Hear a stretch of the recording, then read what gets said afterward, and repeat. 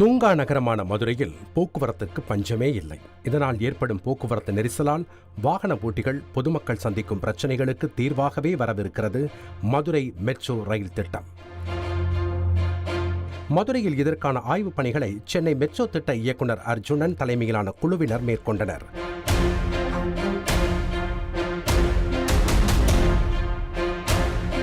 மதுரையில் metro rail சேவை கொண்டுவரப்படும் என 2021 தமிழக அரசு அறிவித்தபடி மதுரை மாவட்டம் திருமங்கலம் முதல் ஒத்தக்கடை வரையில் 31 கிலோமீட்டர் தொலைவில் வழித்தடம் அமைக்க திட்டமிடப்பட்டது.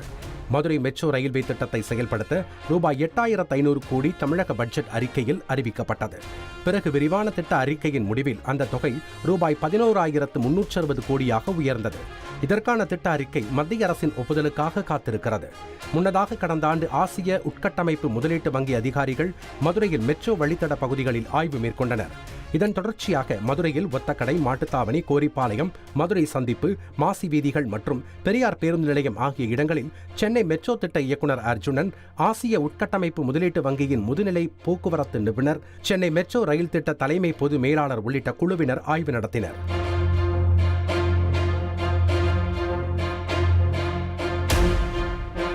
மதுரை மெட்ரோ ரயில் வழித்தடமானது மதுரை மாவட்டம் திருமங்கலம் முதல் ஒத்தக்கடை வரையான 32 கிலோமீட்டர் தூரத்தில் திருமங்கலம் வசந்த நகர் வரை உயர்நிலை பாலமும், பிறகு வசந்த நகர் தல்லாக்குளம் பெருமாள் கோவில் வரை 10 அடி ஆழத்தில் சுரங்க வழிப்பாதையாகவும், தல்லாக்குளம் ஒத்தக்கடை வரை உயர்நிலை பாலமாகவும் அமைக்க திட்டமிடப்பட்டுள்ளது.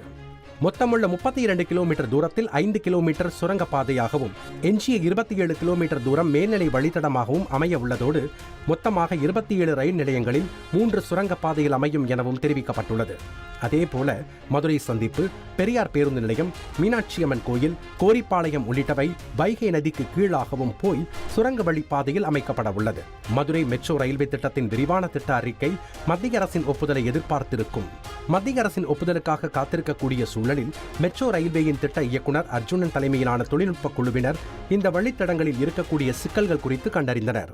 இதனிடையே மதுரை ரயில் நிலையத்தில் உள்ள ராமேஸ்வரம் வழித்தடத்திலும், ஆண்டாள்புரத்தில் உள்ள விருதுநகர் வழித்தடத்திலும் சுரங்க மற்றும் மேம்பால கட்டுமானத்தின் நடைமுறை சாத்தியங்கள் குறித்தும் விவாதித்தனர். அது சாங்ஷன் பண்ணணும். சாங்ஷன் பண்ணி 6 மாதத்துலேயே நாங்கள் டெண்டர்லாம் கூப்பிட ஆரம்பிச்சிருவோம். இப்போ சென்ட்ரல் கவர்மெண்ட்டுக்கு போயிருக்கு. அவங்க ரொம்ப பாசிட்டிவாக தான் இருக்காங்க. ஸ்டேட் கவர்மெண்ட்டு, சென்ட்ரல் கவர்மெண்ட்டு, மதுரைக்கு மற்றும் கோயம்புத்தூருக்கும் சேர்த்து ஒரே ப்ராஜெக்டாக ப்ராசஸ் பண்ணிட்டு இருக்கோம். ஸ்டார்ட் அப் பண்ணுறதுலேருந்து எவ்வளோ நாள்? 3 வருஷம். 3 வருஷம். லேண்ட் அக்விசிஷன்லாம் முன்கூட்டியே பண்ணுறதுக்கு முயற்சி பண்ணிட்டு இருக்கோம். இந்த அண்டர் கிரவுண்ட் வரதுல லேண்ட் அக்விசிஷனே வராது, தேவைப்படாது. சென்னை மாதிரி இங்கே லேண்ட் அக்விசிஷன் பிரச்சனையே கிடையாது.